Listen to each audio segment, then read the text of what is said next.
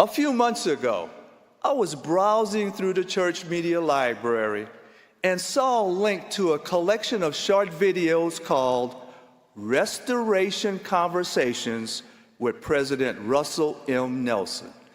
The title of one of those short videos in the list caught my attention and made me smile.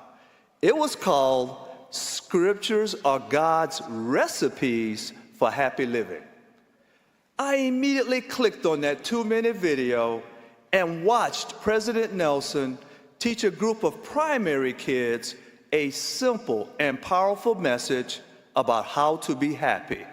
He taught, if you're making a cake, you follow the directions, don't you? And you'll get a good result every time, won't you?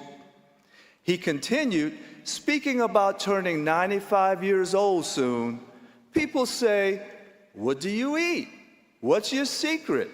He replied, the secret's called the Scriptures. You might read them and try them.